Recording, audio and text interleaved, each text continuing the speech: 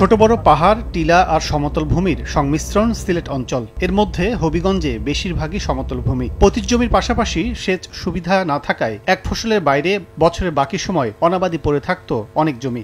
দেশে অনাবাদি এমন জমির পরিমাণ প্রায় 4 লাখ হেক্টরের বেশি। সময়ের পরিবর্তনে সরকারের বাস্তবমুখী উদ্যোগে এবার বছর জুড়ে ফসলে ভরা থাকছে এক ফসলি বা অনাবাদি জমিগুলো। এক বছরে আধুনিক প্রযুক্তির মাধ্যমে সিলেট অঞ্চলের কৃষি উন্নয়ন প্রকল্পের মাধ্যমে চাষের আওতায় নিয়ে আসা হয়েছে প্রায় 15,000 হেক্টর জমি। উৎপাদনশীলতা বৃদ্ধিতে একই জমিতে চাষ করা হচ্ছে মরিচ, কুমড়া, শশা ও সিমের মতো 3 থেকে 4 ধরনের ফসল। বৃষ্টি হলে আপনার পানি ভিজে না গিয়ে অতিরিক্ত, আর বৃষ্টি না হলে পলিথিনে পানিটা দূরে রাখে। এটাতে টেকসই হয় এবং ভালো হয়। আমরা লাভবান এইগুলো হতেছি।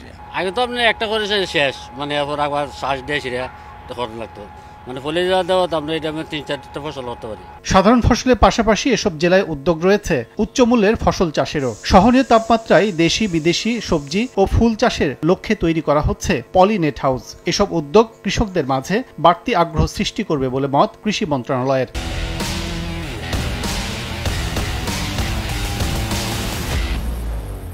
কৃষকরা যে কোনো সময়, যেমন আপনি এখানে ফুলের চাষটা এত বেশি সম্প্রসারিত নেই যে ফুলের চাষ বা ক্যাপসিকাম বা অন্য কোনো উচ্চমূল্যের ফসল কিন্তু তারা এখানে তৈরি করতে পারবে, এবং এর ফলে কিন্তু কৃষকরা যখন ভালো দাম পাবে তখন কিন্তু তারা এই সব ফসল, উচ্চমূল্যের ফসল উৎপাদনে তারা আরও বেশি আগ্রহী হবে।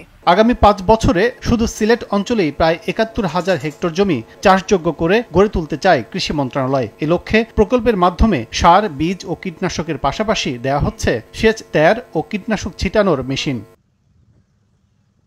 আধুনিক প্রযুক্তির মাধ্যমে কৃষির উৎপাদন বহুমুখীকরণের লক্ষ্যে কৃষকদের এমন পলি নেট হাউস তৈরি করে দিচ্ছে কৃষি মন্ত্রণালয়। তাপমাত্রা নিয়ন্ত্রণের মধ্য দিয়ে, যার মাধ্যমে গ্রীষ্মকালীন টমেটো, ক্যাপসিকাম এবং বিভিন্ন ধরনের ফুল উৎপাদন করতে পারবেন কৃষকরা, যার মাধ্যমে লাভজনক হবে কৃষি এবং কৃষক। হবিগঞ্জের মাধবপুর থেকে কাজল আব্দুল্লাহ, সময় সংবাদ, ঢাকা।